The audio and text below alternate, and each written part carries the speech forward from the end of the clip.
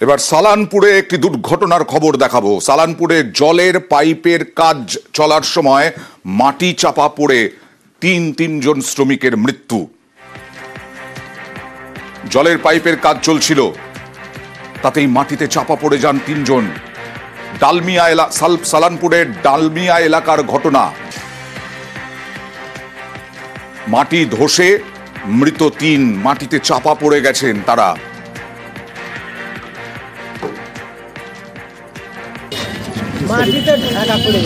ঢেলা পড়ে গেছে। কি কাজ করছিলে তোমরা? পাইপলাইন কাজ করছিলে। কজন মারা গেছে? হাত চালিয়ে দেখি চিন্তা আছে কিনা। আচ্ছা, হাতটা তুমিও কি কাজে ছিলে? না, আমি ওখানে ছিলাম না, অন্য জায়গাতে ছিলাম। আচ্ছা, কিসের কি করে হলো? আগে হাতটা ছুঁয়ে দেখি। কিসের কাজ করছিল? কিসের কাজ করছিল এরা?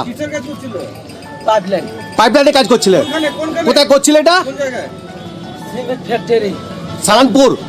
ডালমিয়া। সালানপুরের ডালমিয়া এলাকায় এইরকম মর্মান্তিক দুর্ঘটনা ঘটলো। জলের পাইপের লাইনের যদি কাজ করেন তাহলে তাদের কোনো নিরাপত্তা ছিল না। দীপক, এইভাবে মর্মান্তিক দুর্ঘটনা ঘটলো কিভাবে? একেবারেই তা নিয়ে কিন্তু যে ঠিকাদার সংস্থাকে বরাত দিয়েছিল পিএচই, তাদের বিরুদ্ধে তদন্ত শুরু করেছে পিএচই। এবং যে ঘটনা ঘটেছে সালানপুরের ডালমিয়া কয়লা খনির এলাকায় পিএচই পাইপলাইন পাতার কাজ করছিল এবং পাশে রেল লাইন থাকাতে জ্যাক পুশিং এর কাজ চলছিল পিএচইর পক্ষ থেকে।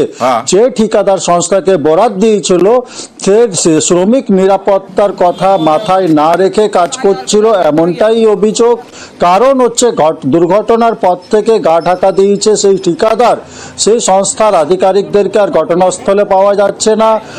ইতিমধ্যেই যে বেশ কয়েকজন শ্রমিক সেই মাটি নিচে মাটি ধসে চাপা পড়েছিল, তার মধ্যে বেশ উদ্ধার করা সম্ভব হয়েছে প্রত্যেকটি শ্রমিককে এবং আসানসোল জেলা হাসপাতাল নিয়ে এলে তিনজন শ্রমিককে মৃত ঘোষণা করে। এই তিনজন শ্রমিকের মধ্যে দুজন শ্রমিক হচ্ছে ঝাড়খণ্ডের। পদক্ষেপ করছে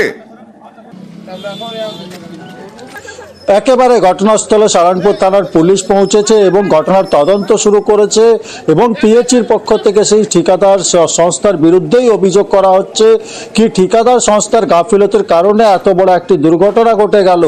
এই দুর্ঘটনা যদি আর একটু ভেতরে মানে রেল লাইনের মাঝপথে ঘটত তাইলে হয়তো কোনো শ্রমিককে বাঁচানো যেত না।